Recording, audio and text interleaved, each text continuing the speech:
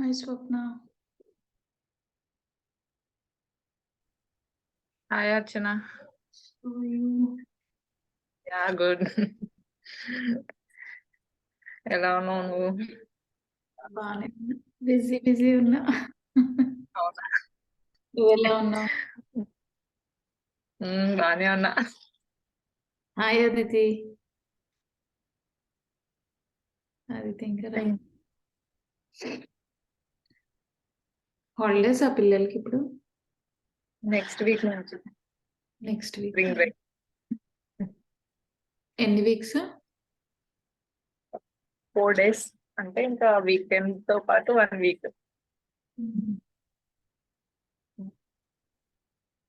ఏంటి బిజీనా ఆఫీస్ లో? ఆఫీస్ ఏంటి ఏం అడిగావు? బిజీనా ఆఫీస్ వర్క్ తో? Busy. Hi Aditi. Hi.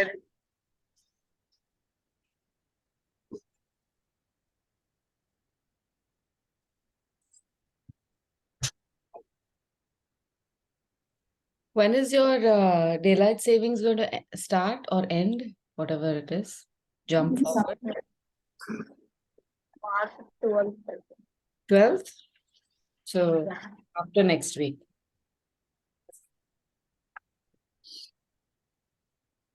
Correct. March 12th. So then after that, what's going to happen? Your time is going to move forward, right? 9:30, I guess.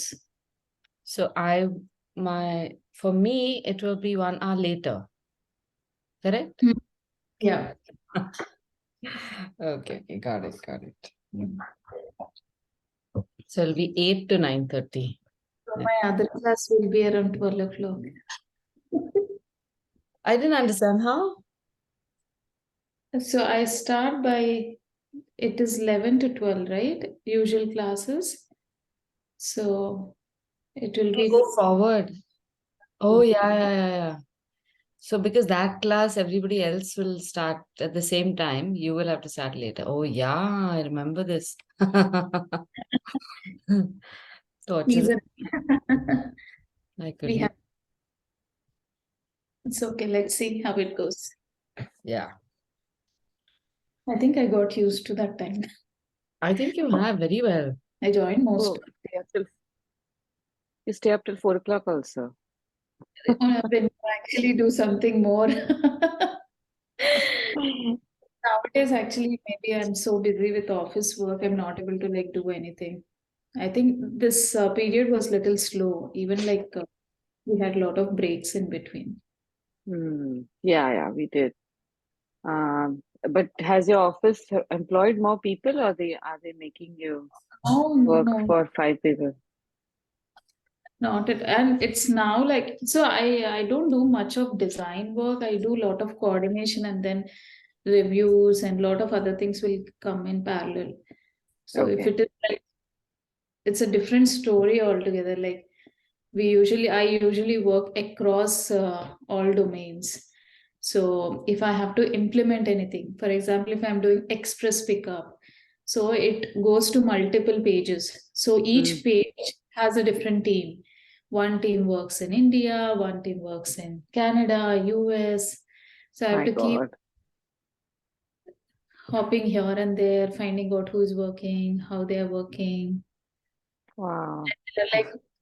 This time I'm working with Mexico team that is developed in Spanish. So I need a content person will be there who will be helping me to understand what is that content, how does it work, what are the verbiage. It's a completely a different thing. My gosh.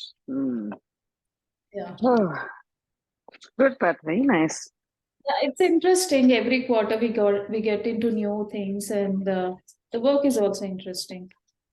It's like getting to know about what's happening in the world.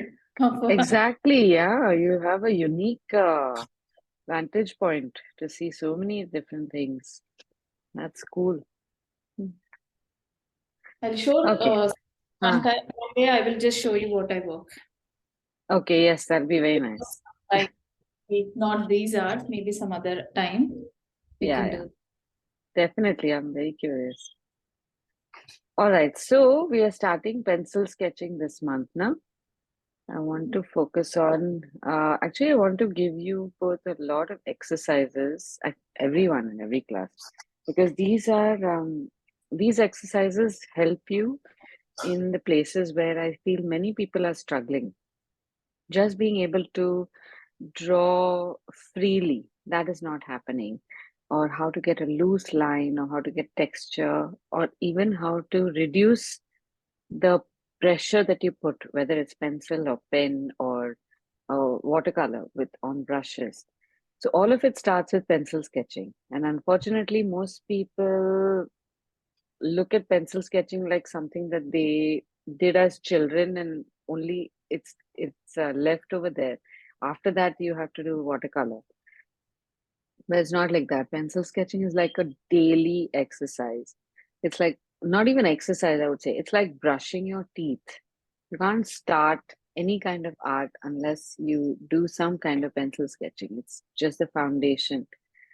So, and everything else would be every other medium would be something like dressing up for a different occasion.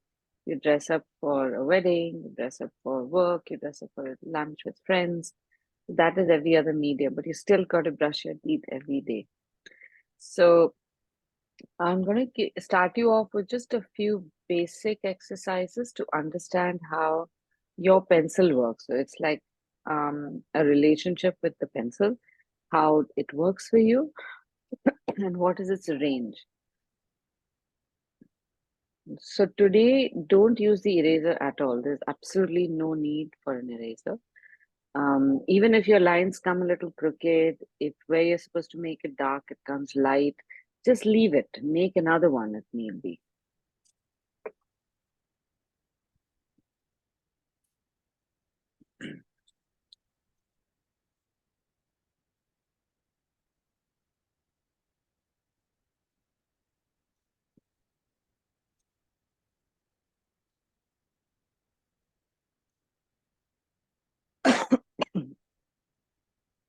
Okay, so we have done pencil yoga, right? Before? Yeah. Know what pencil yoga is. So, just to go over it one more time, take any old page from a previous section where you don't mind if the pencil work were to come on top of your earlier artwork. Like here we've done pencil landscape. You could make your lines over here or opposite the page we are making now. So pencil yoga is, in order to do this, first place your book in front of you, parallel to the edge of your table. And then you sit in front of it like this, just wherever you're comfortable. And you don't move and the book doesn't move. What moves is your hand. So you can keep moving your hand in as many directions as you want.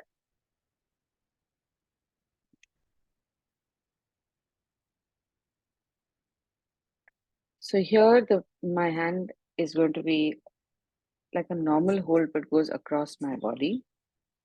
And I'm going to draw lines. And draw these lines fairly light. And you don't have to draw them too fast. And as you draw them, you'll notice that, and they don't have to be straight. They can be a little wonky. They can be wobbly. They can be non-equidistant. They can be crooked. Everything is fine. So as you move from left to right, you'll notice that you are forced to change the grip. First, your pencil was like this, then it starts becoming more upright. And then as you come over here, it starts becoming a little cumbersome. And the line starts becoming a little weird. So the point of this exercise is to almost free up your wrist.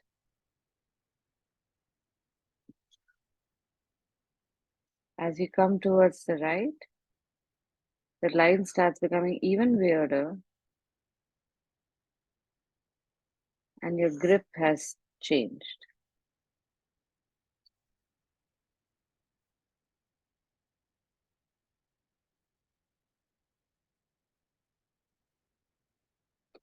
Now you don't even need to examine the lines. That is not the point of the exercise. The line is only so that you actively use the pencil and you get to see, I guess, pressure, not the quality. Then we're going to do the same thing, but from bottom to top. So here again, feel free to move your hand anyhow you want to, but don't move your body and don't move the book. So here it's sometimes nicer to draw the line like this, where you have made positioned your hand in such a way that you're almost drawing horizontal lines, it seems like. Then you can try to draw them bottom to top truly, where you hold the pencil like this. It's all bottom to top. Try to draw them between the pre-existing lines. And here you can now start playing with pressure. So start off with a certain pressure, add a little more, reduce a little more, so you suddenly get a dark line in between the existing line.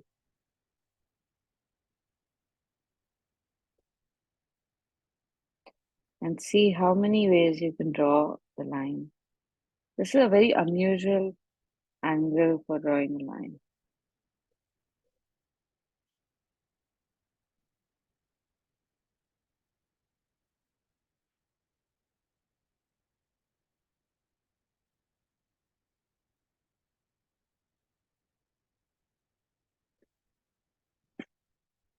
Check your posture again. Then now start making horizontal lines.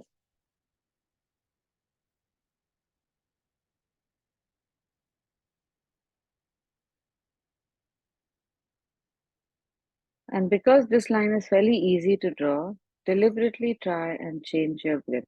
What if you draw it from the top? What if you hold the pencil very far away and try drawing horizontal lines?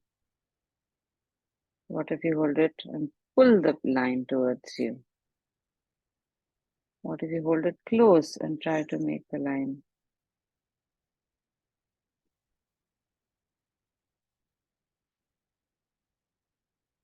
So this is where you can get that confident line that I keep talking about all the time. This is the line quality we are looking at. It's firm, it's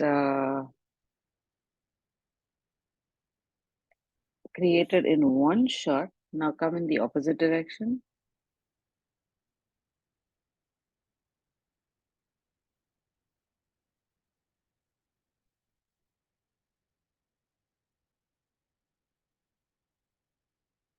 So when you make enough of these lines and also you see them, you observe them, you will easily be able to make these in your drawings. I mean, you just can't make any other line once you see this one.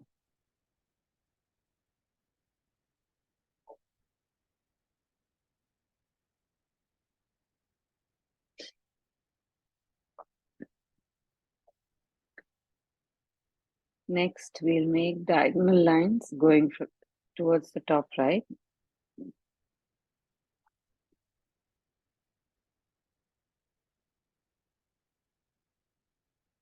These are also fairly easy. These are like making horizontal lines at an angle.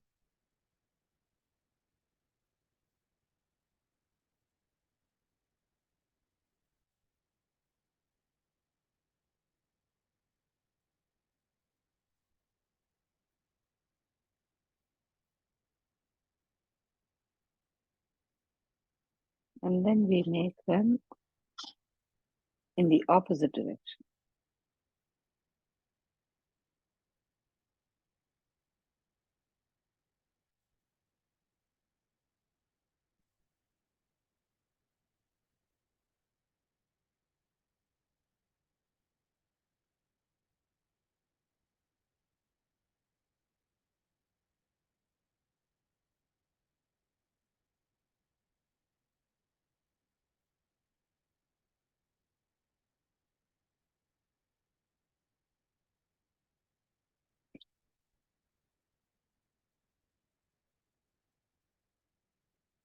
Now try the opposite direction from bottom right to left top.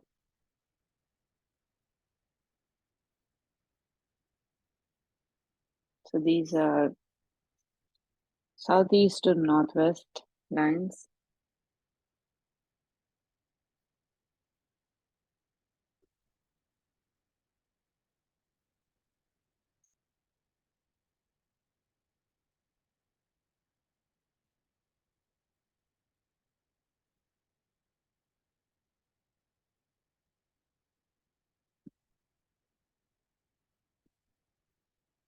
So this standard line making thing you should practice as frequently as you can, and practice it on maybe used paper, some recycled paper that you want to or reuse, and just have a look at the line quality. It should not, the line should not be too dark.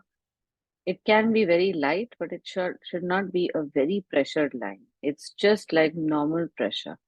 So the difference between a pressured line and a light line, if you want, these are the different types of lines that you can draw.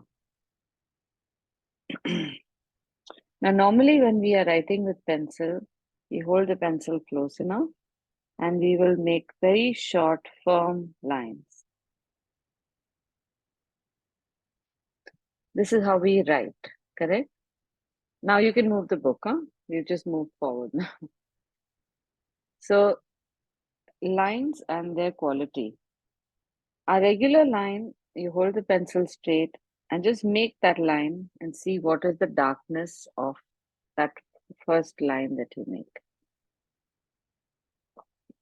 Then hold the pencil considerably far away and then try drawing a line by just touching the pencil down. So I'm just touching it down to the paper and guiding it. So the line would also be a little unfirm and the line would be much lighter. And then you have a full pressure line. So you get to see how dark your pencil goes if you put full pressure.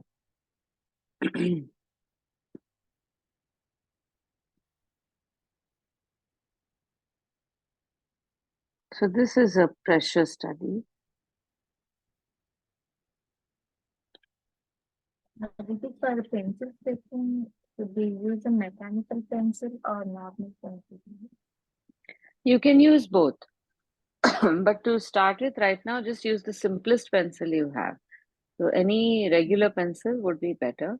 And then for some specific things like details, you can use a mechanical pencil. But both are equally good. Yeah.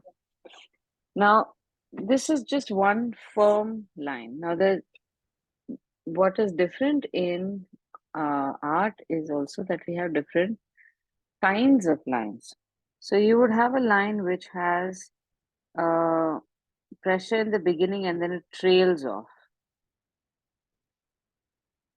Then you have a line that starts very light and then becomes dark towards the end. And then there's some that start light, become dark, and then become light again. So here you have varied pressure for the line, which is very different from when you're writing and when you are drawing.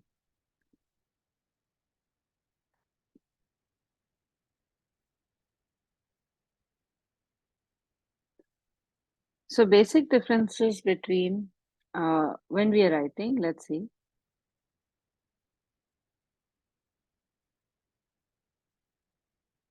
The lines are short.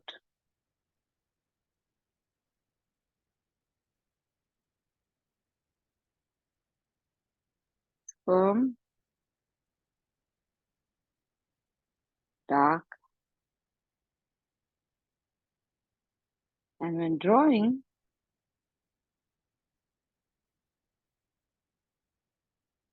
you have short lines plus long lines. So we have additional stuff in drawing. It's not opposite. You have firm lines, plus you have, I would say weak lines. These are let's say dynamic lines. And this actually covers both in darkness and plus light.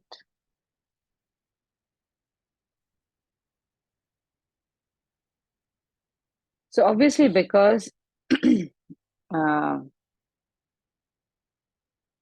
drawing employs much more than writing, it will have an additional number of factors. Just the quality of line, that will change. Uniform pressure for writing.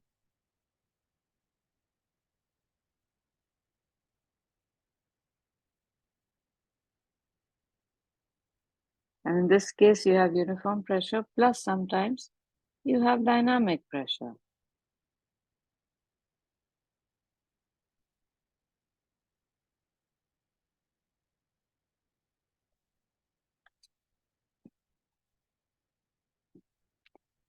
So if you come across any more differences, please note them down just for your own understanding of how pencils work. And it's very simple to do. Any kind of study like that is just think when you're drawing a line, where else do I draw a line like that and how is it different? So what I mean by say firm and dynamic line or dark and light lines, when I'm writing, I will make sure that I have uniform pressure on the entire stroke. It's dark, it is firm, and creates a definite shape, and it's short. But in art, if I were to draw a dynamic line with dynamic pressure, I could start dark and make it light, or I could start light and make it dark. And then I could make this a very long line. So this is all very different from here. And that's why you'll notice that certain scripts are more calligraphic, so they have more lines like that. Like the Chinese, Japanese scripts, they are full of dynamic pressure lines. They can be light lines, dark lines. That's how the script is made. If I were to write my alphabets in light lines, you would hardly see the script, right? But it is a drawing. Now, another difference is writing is in an end result in itself.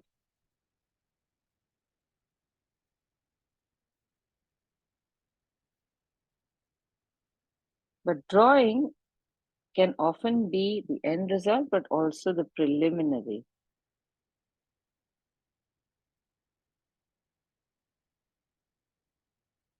Where you create the form, that's why you need all this lightness. And sometimes it can also be the end result, end in itself. All right.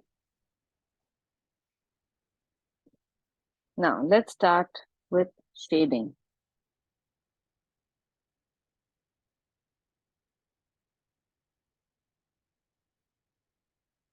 This is another unique thing about drawing, which you don't even have in writing.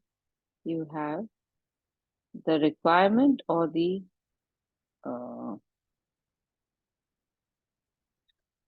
additional advantage of shading.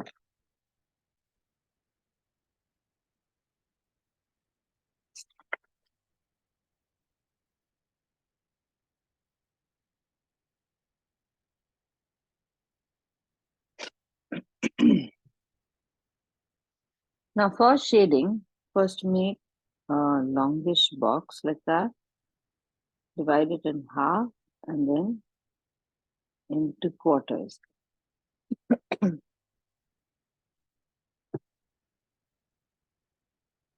On one side, maybe on the right side, shade as dark as you can with that pencil. So just pressure down, don't roll the pencil too much. With just one face, keep adding pressure and see how dark it becomes.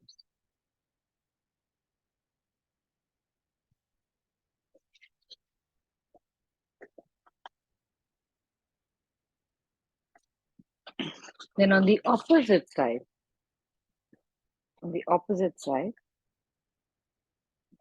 you have to reduce your pressure and just barely touch the surface. And see how light you can shade.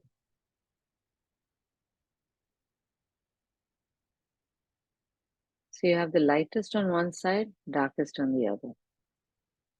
And now you realize that it's all a matter of pressure. So the next box, try adding just a little bit of pressure.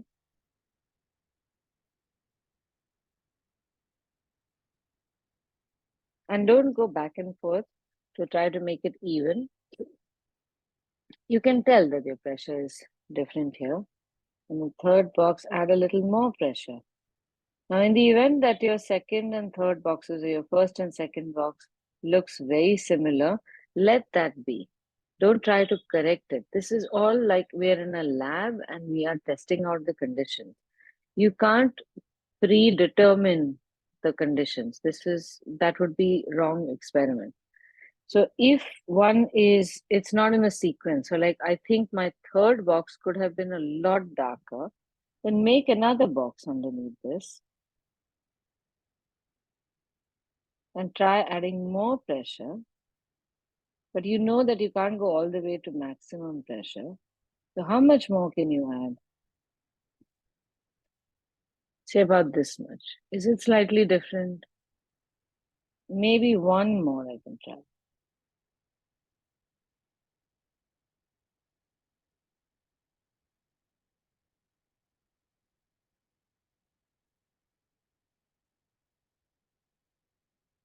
So just a slightly subtler difference, which means that my pencil can actually make 4, 5, 6 shades.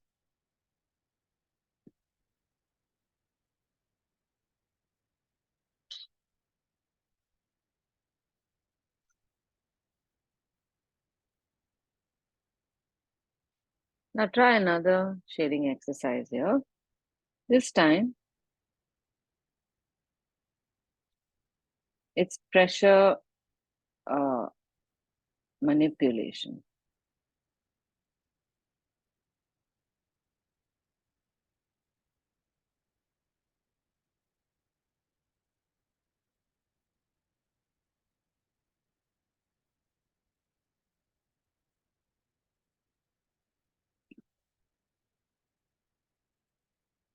Make 2 boxes, or let's make 3 boxes. Just because I have space here for 3.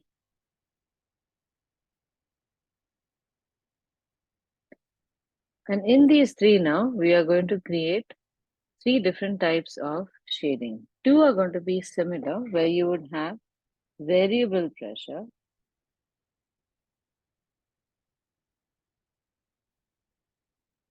And here, the last one, you will have uniform pressure. So variable pressure is when you change the pressure from one, as your pencil moves from one point to the other point of the box. So you start off really dark and continue slowly down. And as you come to about a third of the way, you start reducing some pressure. You can lift your pencil if you want to, so that you adjust your hand. And then as you come further, you keep reducing pressure. And further till you come all the way to the bottom with minimum pressure and end with just the least amount of pressure you can put on the pencil. So since you're changing pressure as you go down, this is a variable pressure manipulation. And this has a lot of uses where you are going to create a certain shadow which is then becoming lighter.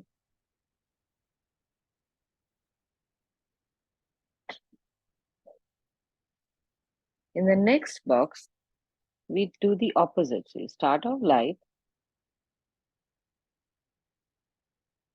and then after about a quarter of the way, you can start adding pressure.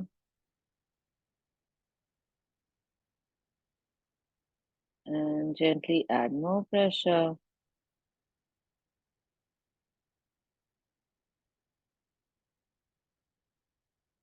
So you might find that your pressure is not smooth in one way or the other. Like over here, I have a few light patches where my pressure suddenly reduced, then it increased, and it reduced and increased. Let that be. Don't try to even it out right now. It's really of no use. But you get to see how you've gone from dark to light and light to dark.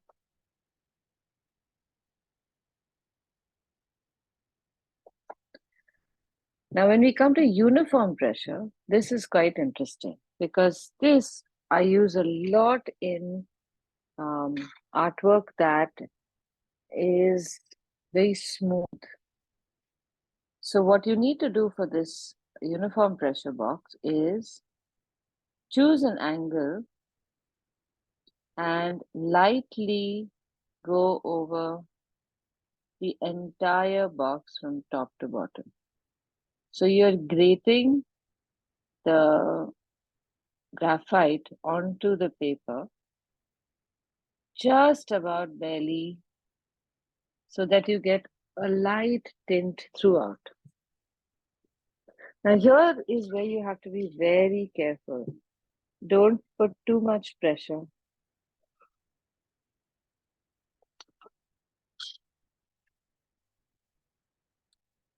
After one layer is done, change the angle and at maybe 45 degrees. The pressure remains the same. It's uniform pressure. So keeping the same pressure, go over 3/4 of that box. And as you come towards the end, just reduce the pressure even more so that the second layer evenly blends into the first. You don't have an angular end to the second layer. And we keep repeating this by changing the angle, but the pressure remains the same. Don't be tempted to increase pressure. Now I will come somewhere between 1/2 and 1/4. Change the angle ever so slightly, and then you come to just about 1/2. Pressure remains the same.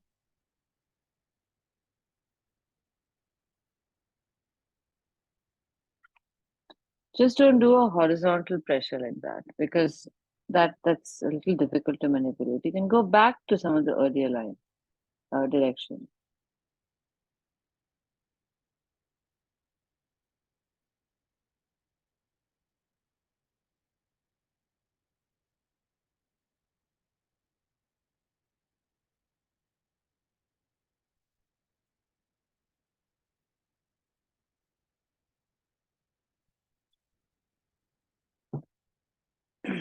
So by the end, you will notice that you have a very nice, very subtle flow. It may not be as dark as the first one because you've just not put that much pressure, but you will still see a very nice gradation of gray.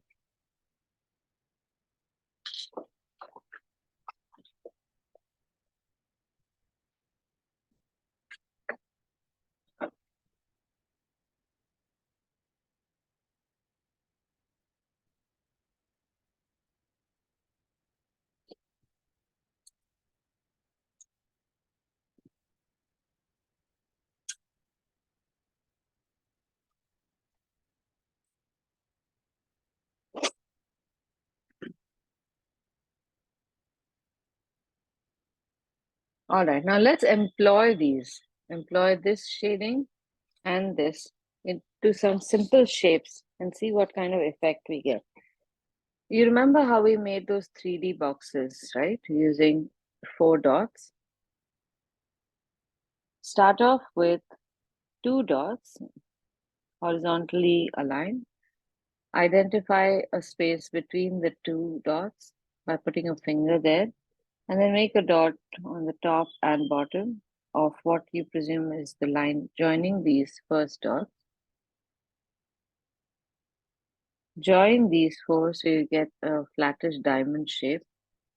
Then from the bottom dot, pull a line down straight towards the bottom of the page.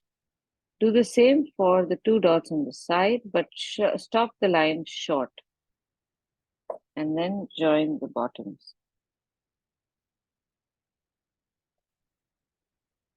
Now, in these three, we have three faces, right? We have 1, 2, and 3 faces. You can take any of the shapes that you created here and fill up 2 faces. So I can do this and I can do maybe a medium or a light shade. And try to maintain this pressure throughout so that you get one uniform pressure face.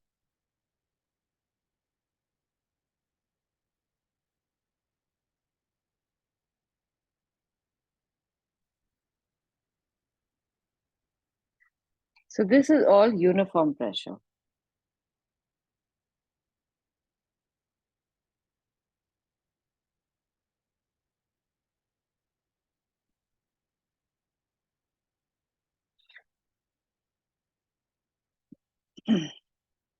Now let's draw 2 cylinders, which are again drawn across 2 dots.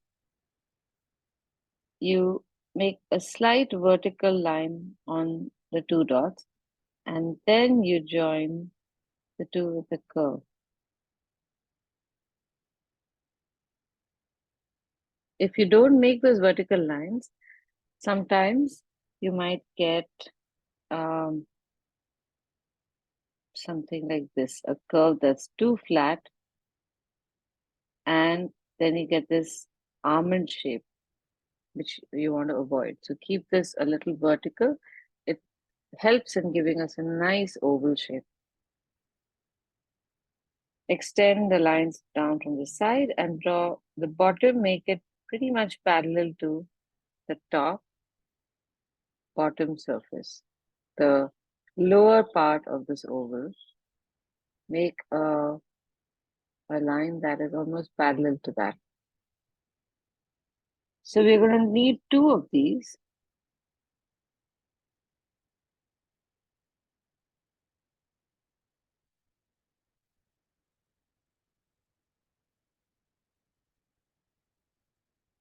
In one of them, we will have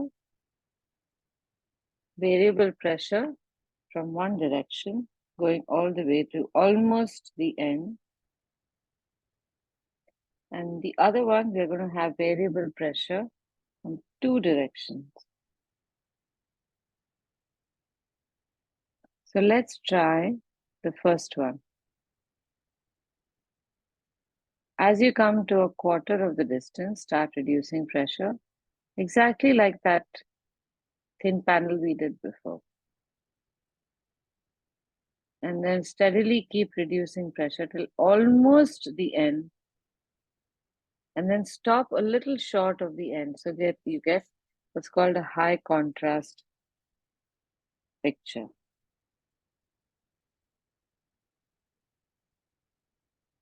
Where you get the darkest and the lightest shades together.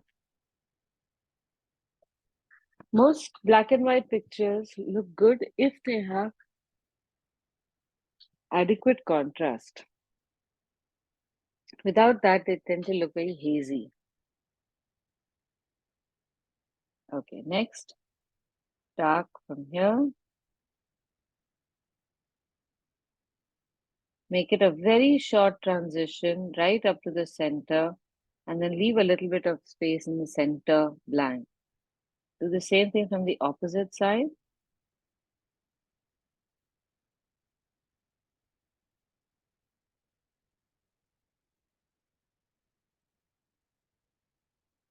And come towards the center.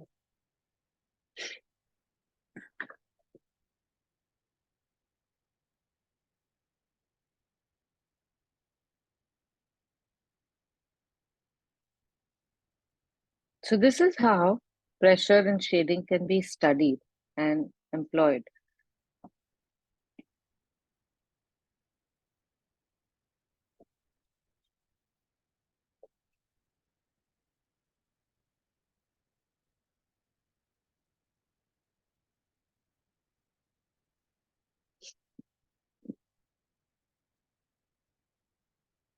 Now let's try making some simple patterns. Now, like I was explaining to you, I want to give you some exercises that you can do at any time.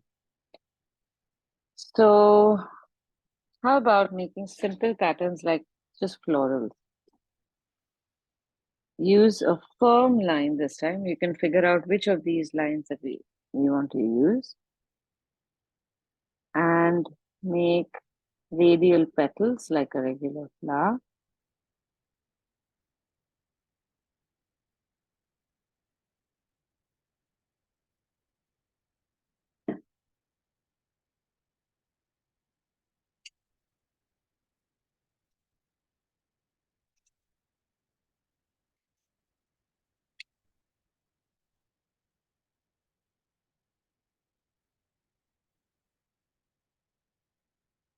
And in this flower now, we could try this. Make it dark in the center. And then as you come outward, reduce the pressure.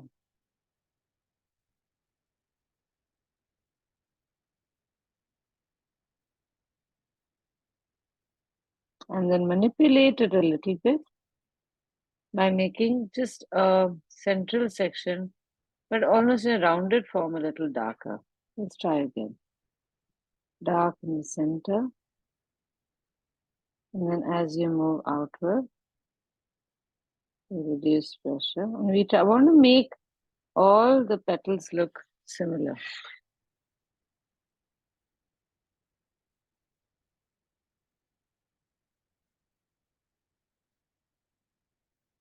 So because we are making our shade in the back and forth direction, you might have to go back into the center to add a little more darkness. But this darkness I'm adding with uniform pressure. I'm not pressing hard on it. I'm just filling in the blanks in a few areas. Okay, now one more thing.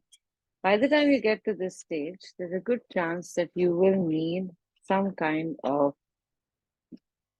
guard. So take a piece of paper and keep it under your hand at all times so that the grease of your hand, all hands have grease. Though my hands are terribly dry, they will still have enough grease to dislodge the earlier graphite.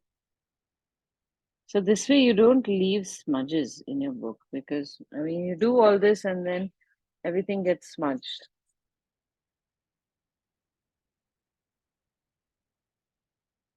So what I'm doing is I'm creating this internal glow of shadow by extending the dark portion a little higher.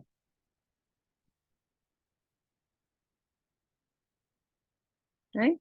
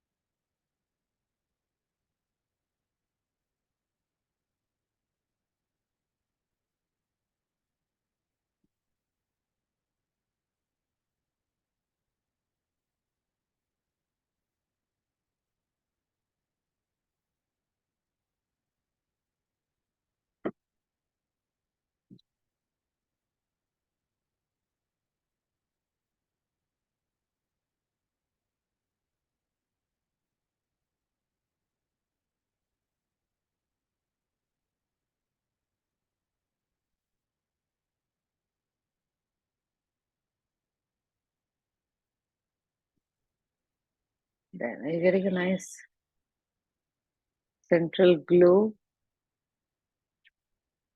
and pretty much identical shading on the petals?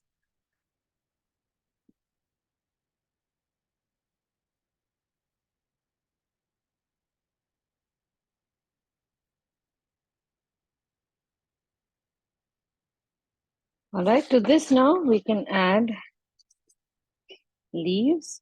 So just a simple stalk, a curved line like that will do. And make simple petals. Don't pinch the corners.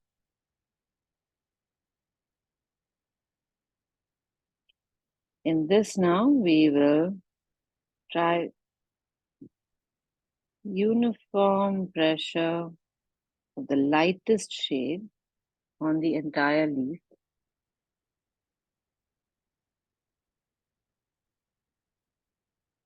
And then one side of the leaf, you can add another layer of graphite with slightly darker pressure, or slightly more pressure.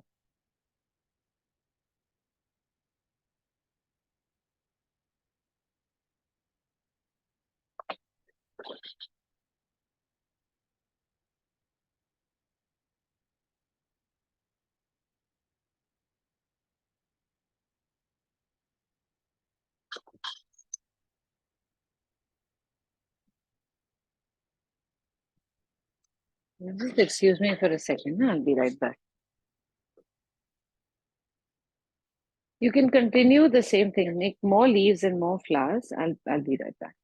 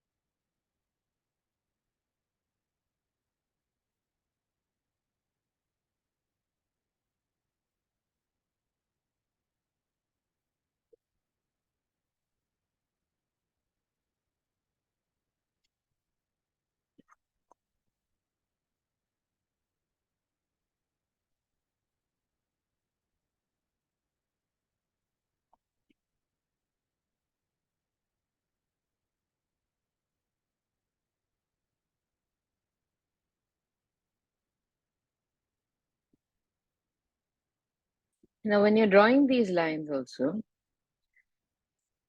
you can choose between the lines that we want to draw.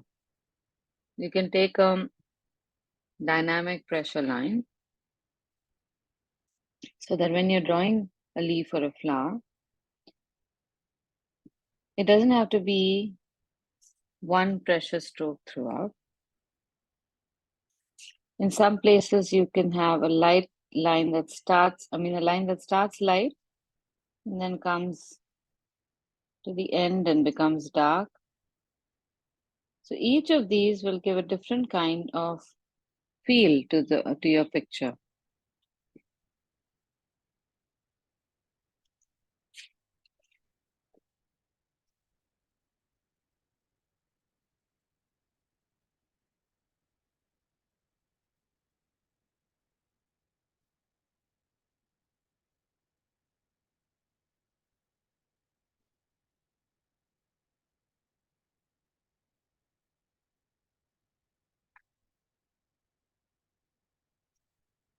Now, I'm going to show you another kind of shading over here, which you probably might have figured out before as well. So the first shading that we were doing was flat. And we took this all the way to the end like this, right? And then we came back in and made adjustments, filling the blanks. And now here's another way you can do all this in one shot.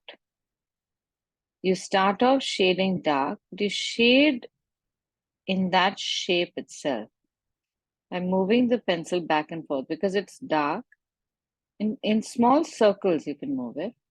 And then once this part is settled, then you can make that long span change of pressure. So you can do the dark part in one shot. So what I'm not doing is like a back and forth and then going back and adjusting. So let me show you again. If I do a back and forth, I will get a flat line here. I will continue that, and then I will start reducing pressure and build the texture. So you can see that it's flat. And then I'll come back and adjust the inside edge and also a little bit of, because I don't want this flat line, I'll add a little bit of dark lead over here so that it looks more rounded.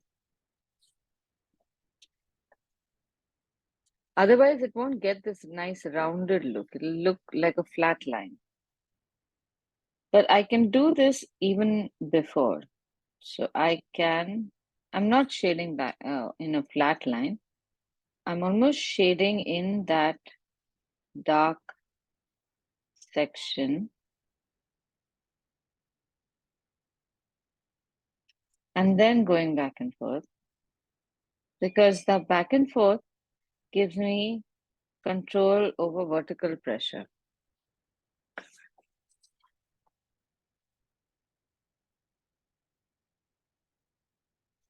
So this shading I can do in any shape I want. So suppose I want a long central vein that's dark. I can do that, and then uske upar I can make this light line and then adjust.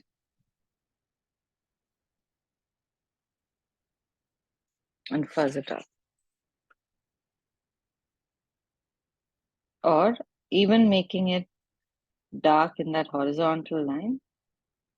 And then as we proceed, making it lighter color, that still works.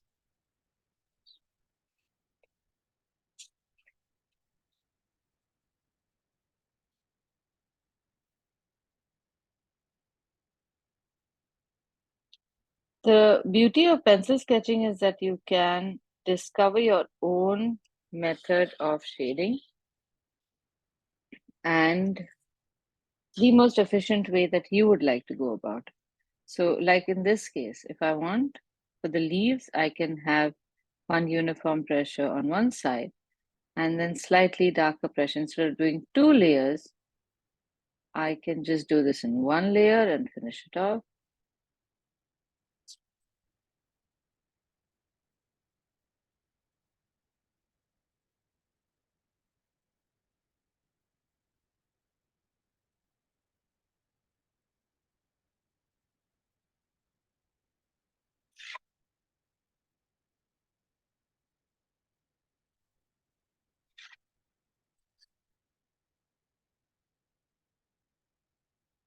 My personal preference is layering because somehow I feel it's much smoother.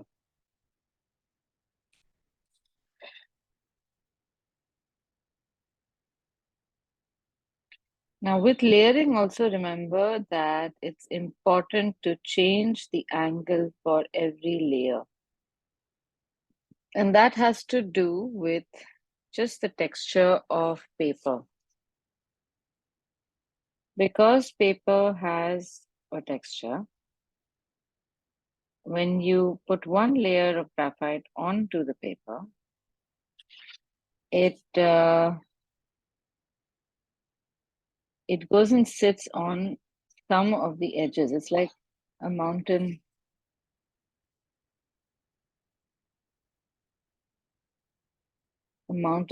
where snow falls on only one edge.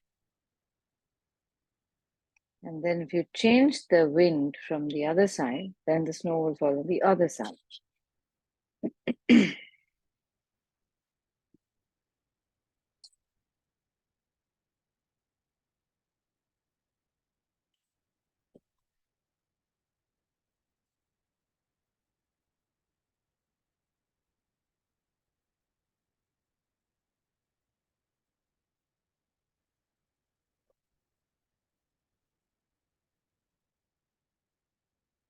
Okay, so far so good. Any questions?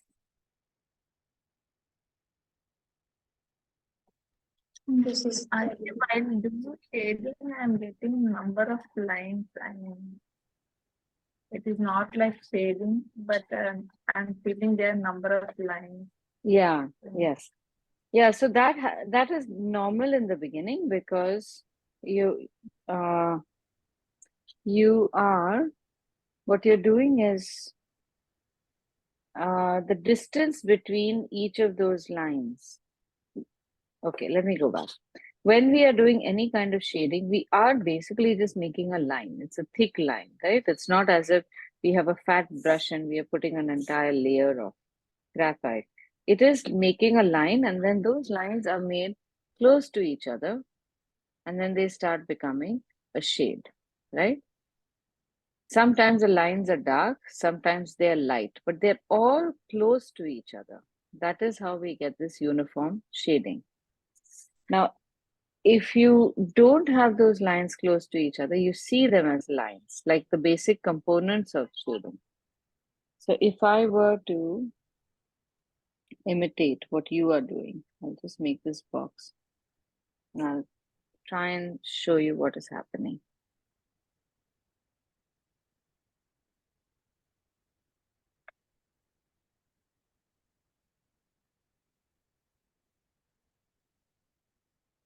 So when you're shading, you're probably getting this. In some places they come close, but in some places you get lines. So it's not smooth. What we want is no lines. So what we want is just a smooth movement, and those lines are very close to each other, almost overlapping. See? So this is like muscle practice. And before you come to this point, if you want to fix this, go to those individual places where there is no graphite and with the same pressure, fill it up. There's nothing wrong with that.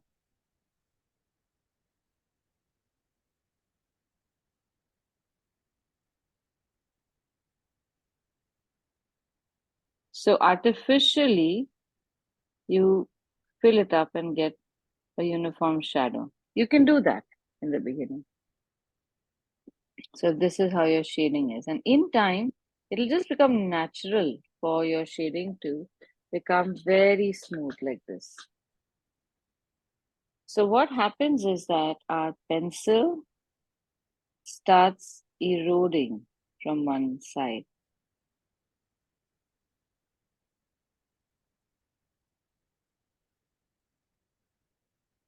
So you get a nice thick line. And the next line, as it comes forward, is an overlap. And then the next one is an overlap. And then the next one is an overlap. And that is what gives us an even tone.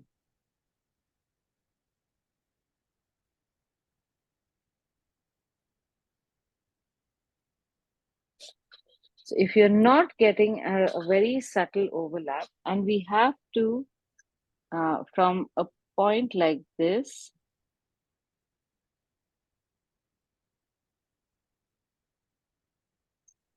because of the grinding on paper, it will go to a point like this. And you don't roll the pencil. If you roll the pencil, then this point will come down and you get a very sharp line. And here you get a very fat line. So we want these fat lines and then overlapping fat lines in order to get a good shading. Now, anytime you want to make a thin line, you just roll the pencil and you'll be able to make a thin line. So if you look at my pencil, there are lots of edges. Can you see how there is a point in the center and along the side there is an edge? We want those edges, and those edges keep building. So the pencil gets used up very well.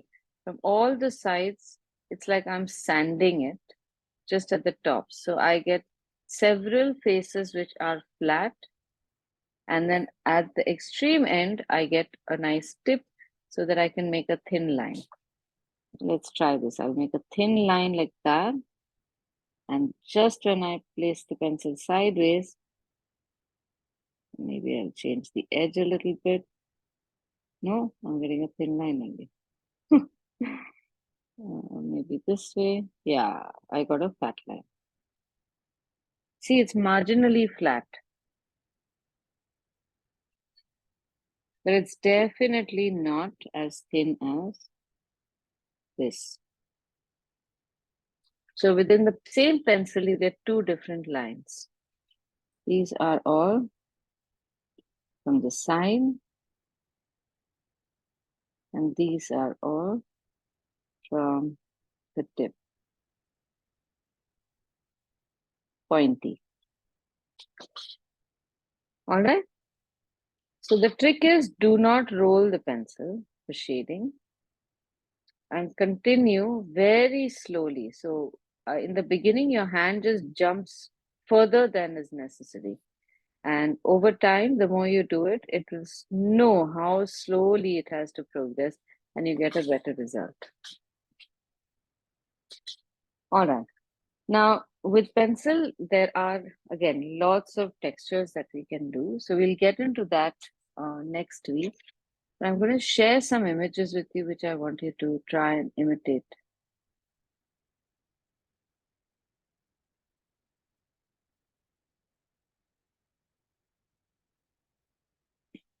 One second.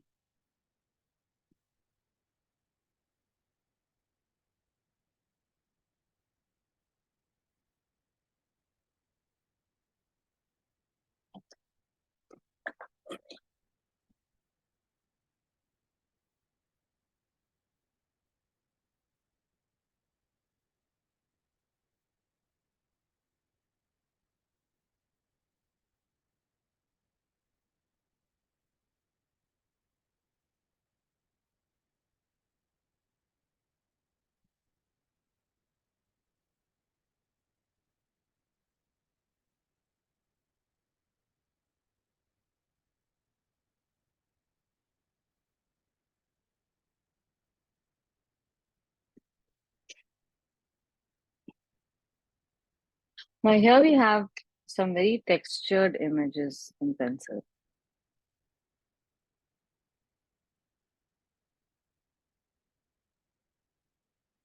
Can you see the lines on this?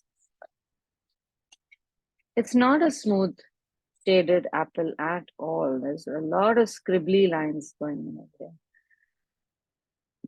So this is also one way of shading with pencil. Allow the lines to be. Here's another one. So, like I keep saying, that we are groomed to think that only fine lines can give us a good art result, a good result in pencil art. But that is not true. Even with not very subtle lines, with a lot of scribbling, and look at this also, you can create a beautiful illusion. So the illusion is more important than what technique necessarily you think is ideal. Okay, so what I want you to do is try and recreate this apple the way you see it in pencil. And I'm going to show you how I'm doing it. Then you can follow after me. So have a look first. So your question about the lines, Swapna, don't worry about the lines. You can use the lines for the shading right now. And then in time, as your hand starts becoming more practiced, you will get the subtler shading like this also. Okay? All right. Now, Okay. the apple that we have to make it slightly like a medium-sized apple. If you make it too tiny, you won't have room to make all the shades. Again, this time, don't use an eraser. Create the shape of the apple very loosely. Now here, one of these pressure lines can be, loose pressure lines can be employed. Now this line that I'm making is different from when you try to make lines like that. Don't make lines like this at all. Make multiple lines but make them firm. Don't worry about lines going through each other. That is all very normal in sketching. And it won't even be visible. And then just try and see how we have almost parallel lines, a texture created in parallel lines in one or the other direction. And then in some places, you have directional lines like this.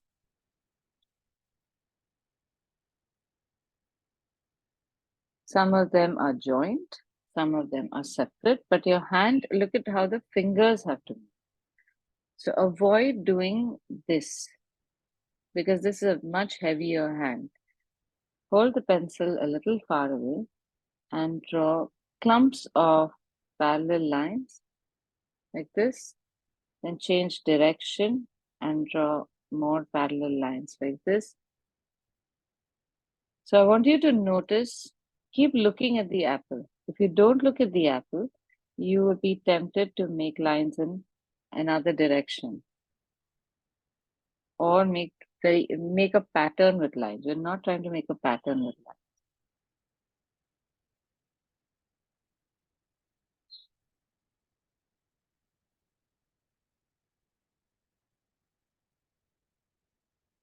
And at some point, this turns into scribbles.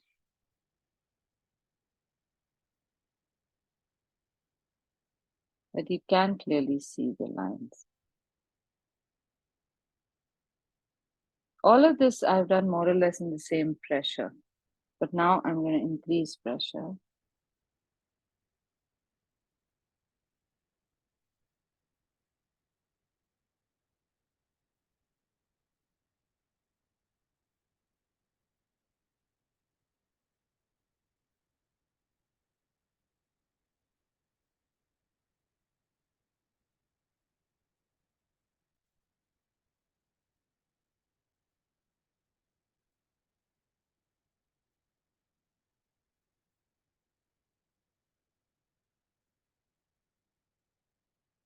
Okay, do you want to give it a shot? So just look at the reference image to get your cues. I think we can also make this little backdrop because this is also a very interesting high contrast texture made from lines only again.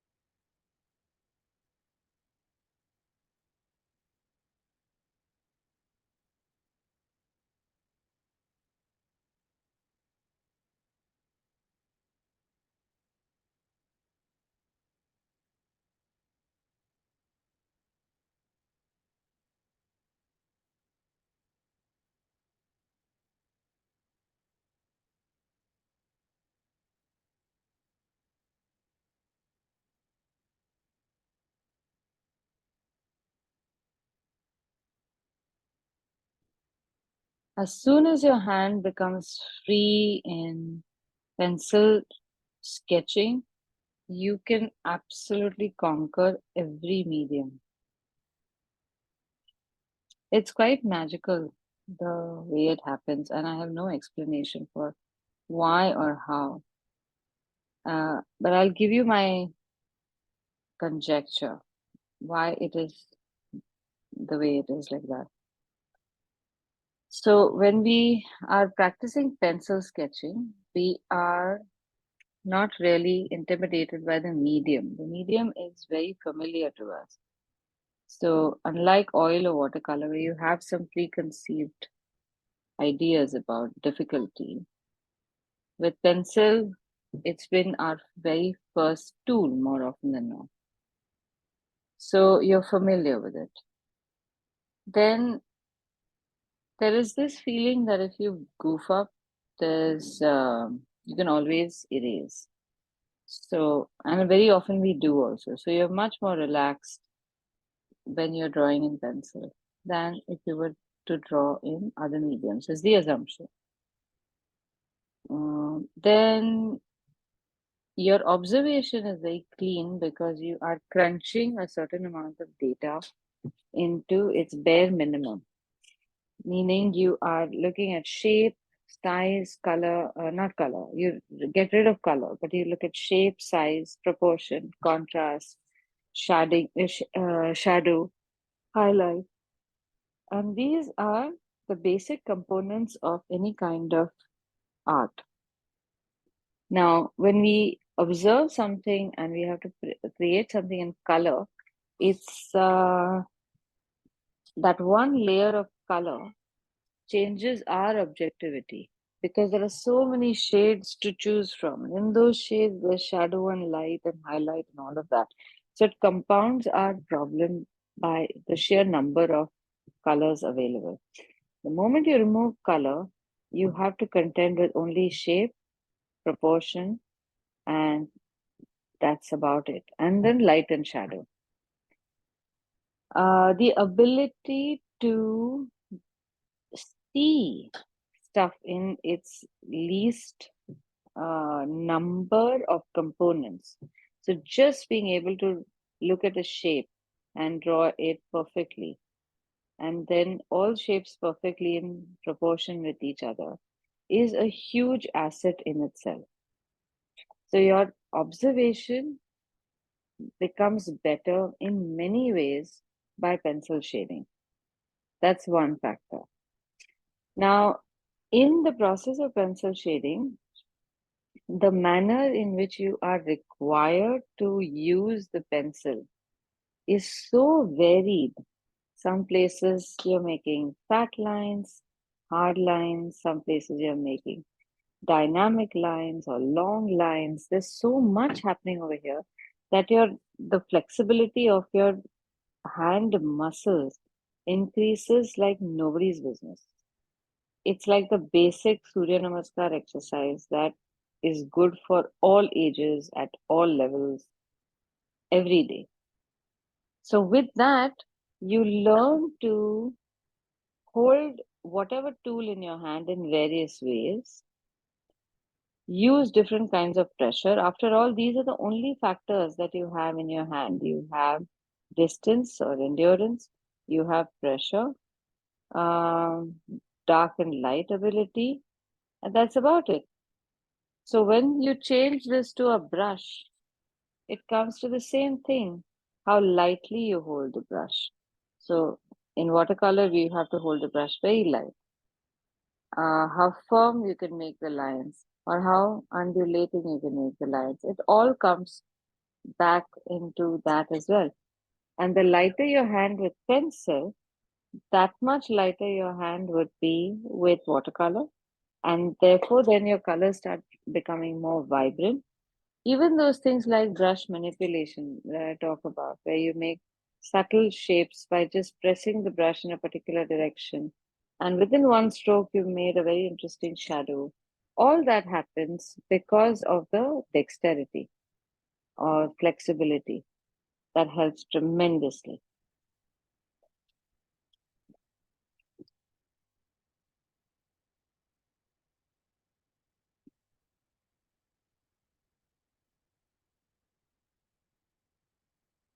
Now, even the other two pictures you can attempt. They're all apples, different kinds of apples.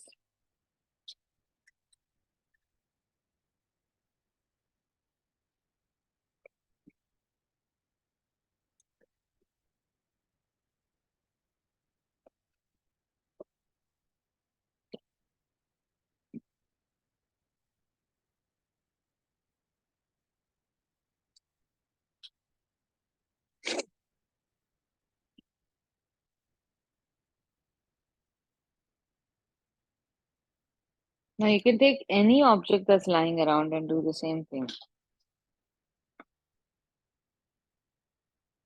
What object do I have? The CD. Let's see.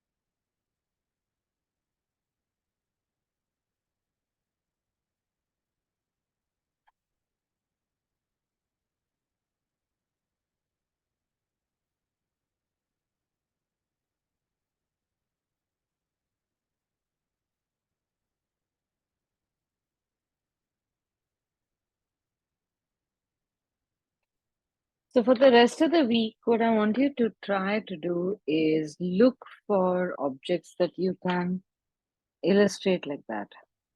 And one great project is draw all of your possessions, whatever you have, clothes, shoes, bag. If clothes are difficult to draw, like folded clothes or something, you could just draw the pattern from those clothes. Then you will have bags and shoes. Those are fairly easy to draw. Just put one in front of you and sketch it out. And no erasing. And you can also sketch it out with very fluid lines. So you don't really need to make a firm bag as much as just a fluid shape of the bag. That's also fine. So just look at the various, yeah. When we are shading for the larger part, so first we should draw lines, and afterwards we have to do it in diagonal. For Which larger part is this? Suppose if you are drawing for a larger portion, we are shading for a larger portion, then first we had to do a shading with lines, and then we had to do diagonal lines shading. So diagonal or any other angle. Okay. The larger section, but even that you can break up. So you don't have to make continuous lines throughout. You just make lines which are similar tone. So tone is when the darkness that they create is about the same. Even if the angle changes a little bit, that is fine. And then when you want to create a darker area, then you can add lines in another angle in only that section. Okay. Yeah. Okay. So I think maybe I'll just show you what I mean. Maybe then it will become clear.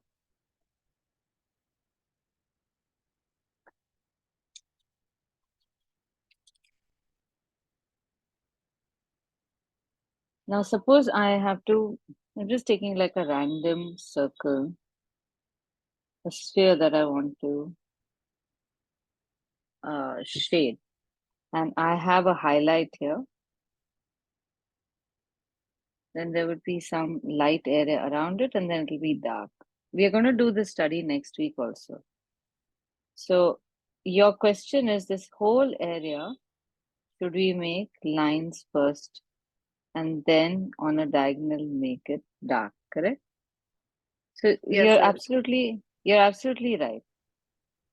So because this is a small enough shape and I can make the lines in one shot, I'll make it. Suppose it was a much larger thing. I can make lines one after the other and fill it up.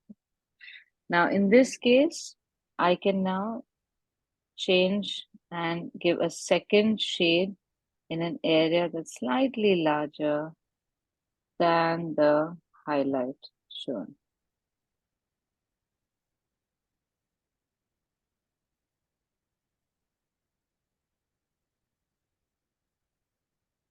And then a little more, this time adding a little pressure. But I'm also reducing the area because with a very high pressure line, I don't want to do the same thing over and over again. And then changing the angle here, but I'm making the tone the same. The pressure and the distance away is the same.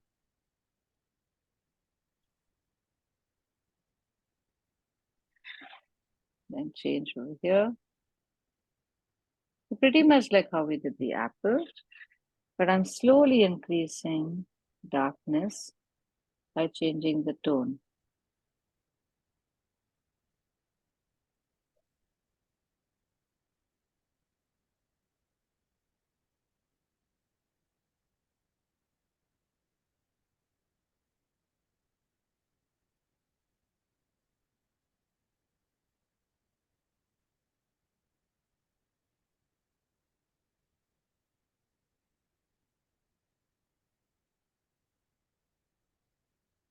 And you can keep layering, you can keep coming up, changing the tone according to the neighborhood. Whatever is happening in the neighborhood, what result do you want in the end? You decide and you can keep changing. So this is all now looking very smooth because of the how close the pencil lines have come to each other, but it's all, the basic component is still just lines.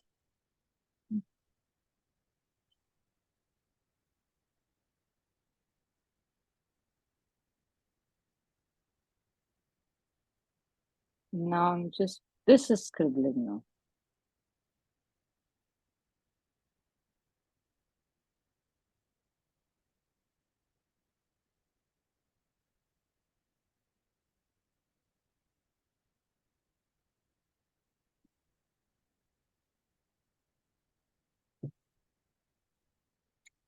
Okay, does that help you? Okay. Okay, Adi. Okay.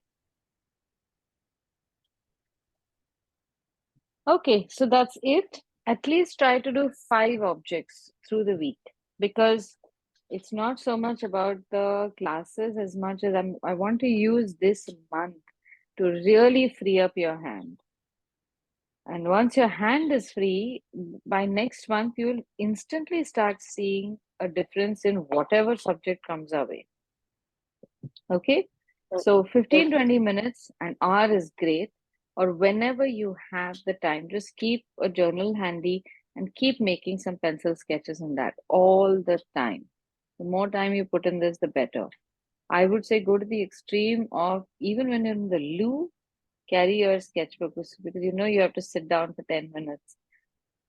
Keep sketching. It's a horrible suggestion, but I would be happy if you take it to that extreme. My sister used to do this when she was in school. She used to draw all the biology diagrams in the bathrooms. Why? And she used to like remove the paint also, and like what do you call What? it? She used to do that when she was a child. If she is actually in the washroom, she used to keep sketching there. And she's that crazy. But she's not into arts anymore. But she's like a big bookworm, I would say. Okay, so some places it helps. I wouldn't say carry your paints there, but anytime you're sitting, your hands are idle, you should have a pencil and you should be sketching something. And just look around you. Now you know it's easy. You just look around, see whatever you have, if it's a table, the chair, or whatever, make it, shade it, and just see that your hand has been moving for a long time. Okay?